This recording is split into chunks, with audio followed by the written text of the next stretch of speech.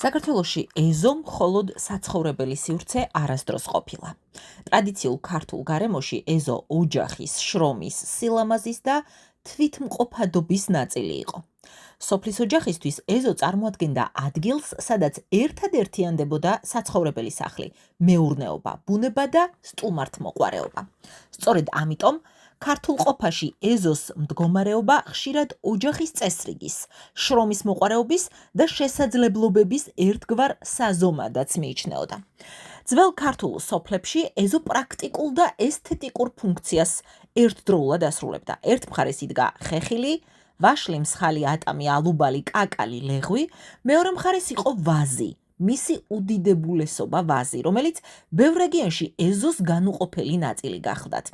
ხშირად გვხვდებოდა ბოსტანი, სადაც ოჯახი ზრდიდა პომიდორს, კიტრს, ლობიოს, მწვანილს, ხახვს და სხვა აუცილებელ კულტურებს. ეზოში იყო ყვავილებიც, ვარდი, იასამანი, ქრიზანთემა, გეორგინა, რაც გარემოს სილამაზეს უსვამდა ხაზს. სხვადასხვა რეგიონს ეზოს საკუთარი ხასიათი ჰქონდა. იმერეთში განსაკუთრებით ფასობდა კოპწიად მოვლილი ეზო, სუფთა ბილიკებით, თეთრად შეღებილი ღობეებით, სწორად დარგული მცენარეებითა და მოწესრიგებული სივრცით.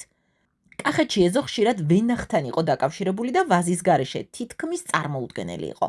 სამეგრელოსა და გურიაში ხშირია ეზოები, სადაც ციტრუსები, თხილი, დაფნა და სხვა ნესტიან კლიმატზე მორგებული მცენარეები ხარობს.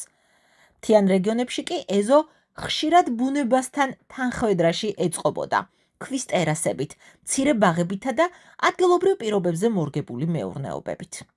ქართულ კულტურაში ეზო მხოლოდ შრომის ადგილი არასდროს ყოფილა, ის სოციალური სივრცეც იყო. სტუმრის მიღება ხშირად სწორედ ეზოში ხდებოდა. ვაზის ხეივნის ქვეშ გაშლილი სუფრა, ხილის შეთავაზება, საკუთარი ვენახის ღვინო, ბაღიდან მოკრეფილი პროდუქტი, ეს ყველაფერი მასპინძლობის ნაწილი იყო. ბევრი ოჯახისთვის კარგი ეზო და მოვლილი ვენახი დღემდე სიამაყის საგანია. საქართველო როგორც აგრარული ტრადიციების ქვეყანა დიდ მნიშვნელობას ანიჭებდა ბაღ-ბოსტნების მოვლასაც. მიწის გაფხვერება, სარეველებისაგან გაწმენდა, სეზონური გასხლა, მორწყვა, ჩითილების გადარგვა, ორგანული სასუქის გამოყენება და ნიადაგის მოვლა თაობიდან თაობას გადაეცემოდა. სოფლის ოჯახისთვის ეს მხოლოდ მოსავლის მიღების გზა კი არ იყო, ეს ცხოვრების რიტმი და გამოცდილება გახლდათ. ბოსტნის მოვლა ყოველდღიური შრომის ნაწილი იყო. ახლაც ბევრს ახსოვს ბებიების და ბაბუების ბოსტნები, სადაც ოდნავ შემაღლებული კვლები თვალწარმტაცი წესრიგით იყო განლაგებული. აქ ერთდროულად იგრძნობოდა შრომაც და სისუფთავეც. თითოეული კვალი ცალკე კულტურას ეთმობოდა. ასეთი მოწესრიგებული ბოსტანი იყო ქართული საოჯახო მეურნეობის ერთ-ერთი გამორჩეული ნიშანი. გაზაფხულზე იწყებოდა მიწის დამუშავება და ჩითილების დარგვა. ზაფხულში მთავარი ყურადღება ეთმობოდა მორწყვას, გათოხვნას, მცენარეების გამაგრებას და მავნებლების კონტროლს. შემოდგომაზე კი მოსავლის აღება და ზამთრისთვის მარაგის მომზადება იწყებოდა. ბევრი ოჯახი საკუთარ ეზოში მოყვანილი პროდუქტით ირჩენდა თავს და ზედმეტს ბაზარზე წყიდდა. ვენახისა და ხეხილის მოვლა ქართულ რეალობაში ცალკე კულტურაა. ვაზის გასხლა, შეწამლა, გაფურჩქნა, ყურძნის დაცვა, დაავადებებისაგან მოსავლის სწორ დროს აღება. ეს ცოდნა ხშირად ოჯახურ ტრადიციად რჩებოდა. ანალოგიურად ხეხილის შემთხვევაში დიდი მნიშვნელობა ჰქონდა ფორმირებას, დაავადებული ტოტების მოცილებას, ნიადაგის გამოკვებას და მორწყვას.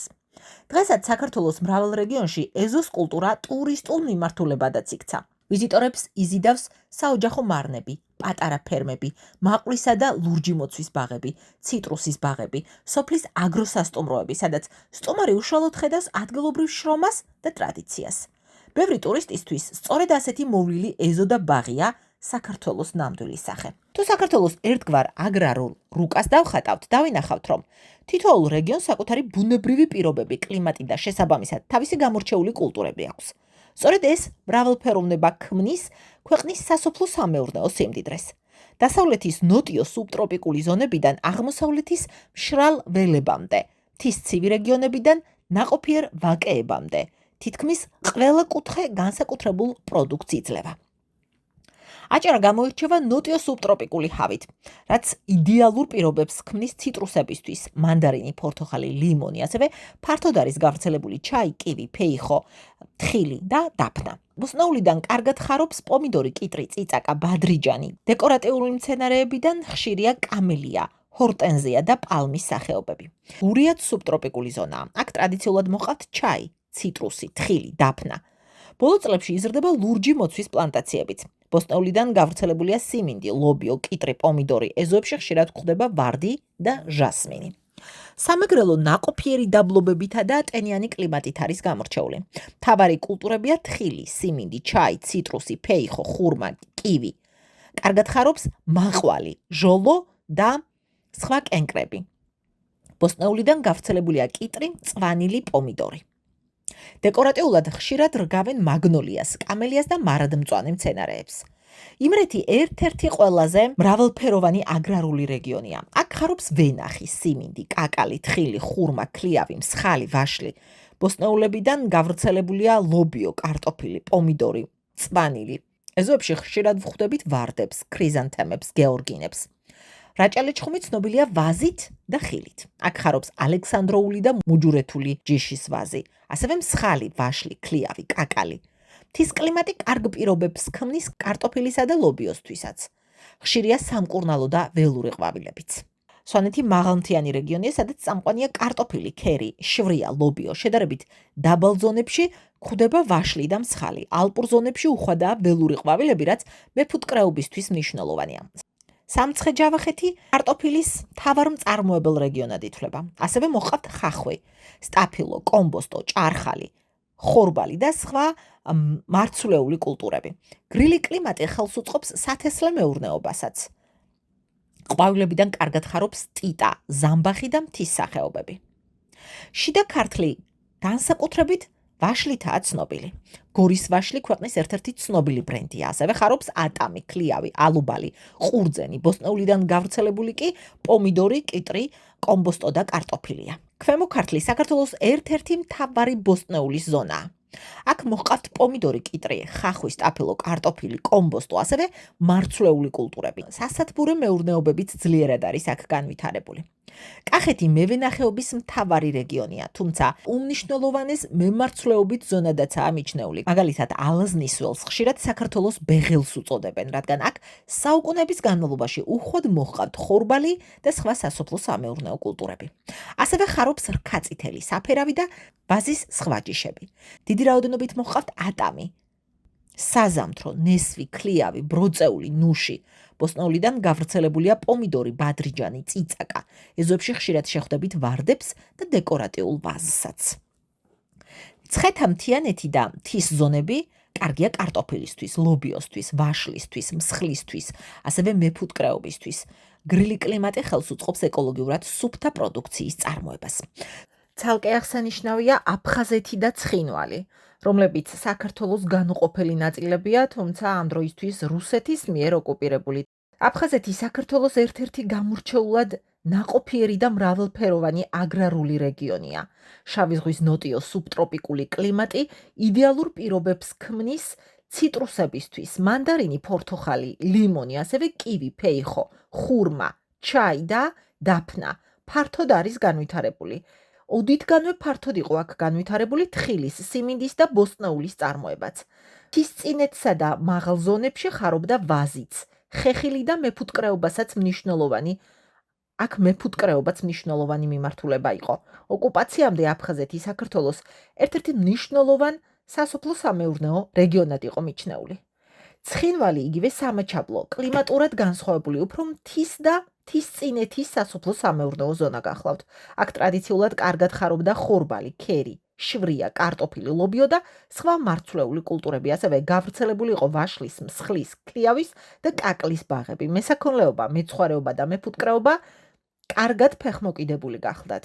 ნაყოფიერი ხეობები და საძოვრები რეგიონს მნიშვნელოვან აგრარულ პოტენციალს აძლევდა, განსაკუთრებით საოჯახო მეურნეობების და ეკოლოგიურად სუფთა პროდუქციის მიმართულებით. თუ შევაჯამებთ, დასავლეთ საქართველო მეტად სუბტროპიკულია, აქ კარგად ხარობს ციტრუსი, ჩაი, თხილი, კივი, ხოლო აღმოსავლეთ საქართველოში ხარობს ვაზი, ხორბალი, ხეხილი, ბოსტნეული და მარცვლეული კულტურები. მთიანი რეგიონები კი კარტოფილით, თაფლით, რძის პროდუქტებითა და სუფთა ეკოსისტემით გამოირჩევა. სწორედ ეს მრავალფეროვნება აქცევს საქართველოს უნიკალურ აგრარულ ქვეყანად. თუმცა დღეს სამწუხაროდ საქართველოში ბევრ სოფელში სხვა სურათი იკვეთება. სახლების კარები დაკეტილია, ეზოების ჭიშკრები გამოკეტილი. ოდესღაც ხმაურიანი ეზოები კი დაცარიელებული. იქ სადაც ადრე დილით ბოსტანში მუშაობა იწყებოდა, საღამოს კი ოჯახი და მეზობლები იკრიბებოდნენ, ახლა ხშირად სიჩუმეა. ბოლო ოფიციალური მონაცემებით, საქართველოს სტატისტიკის ეროვნული სამსახურის მიხედვით 2025 წლის დასაწყისში ქვეყნის მოსახლეობა დაახლოებით 3.700.000 ადამიანი იყო. აქედან დაახლოებით 61.5% ქალაქებში ცხოვრობს, ხოლო 38.5% სოფლად. რეგიონების მიხედვით მოსახლეობა ასე ნაწილდება. თბილისი დაახლოებით 1.300.000-მდე ადამიანი, იმერეთში 470.000, ქვემო ქართლში 460.000, აჭარაში 390.000, კახეთში 300.000, სამეგრელო ზემო სვანეთში 295.000, შიდა ქართლში 255.000, გურიაში 105.000, სამცხე-ჯავახეთში 155.000, მცხეთა-მთიანეთში 95.000 ადამიანი, რაჭა-ლეჩხუმსა და ქვემო სვანეთში კი 28.000 მოქალაქე. ეს სურათი აჩვენებს, რომ ქვეყნის მოსახლეობა რამდენიმე დიდ ცენტრშია კონცენტრირებული. განსაკუთრებით თვალსაჩინოა ისიც, რომ ბევრი შრომისუნარიანი ადამიანი რეგიონიდან გადასულია თბილისში ან სხვა დიდ ქალაქში. ნაწილი კი ემიგრაციაში უკეთესი შემოსავლის საძიებლად. შედეგად, არაერთ სოფელში დარჩენილია ხანდაზმული მოსახლეობა, დაუმუშავებელი მიწები და მიტოვებული სახლები. სოფლის დაცლა მხოლოდ დემოგრაფიული საკითხი არ არის. ეს ეკონომიკის, კულტურის და ეროვნული იდენტობის თემაცაა. როცა სოფლები ცარიელდება, ქრება ტრადიციები, მეურნეობის ცოდნა და მიწასთან კავშირი. ეს საშიში ტენდენციაა.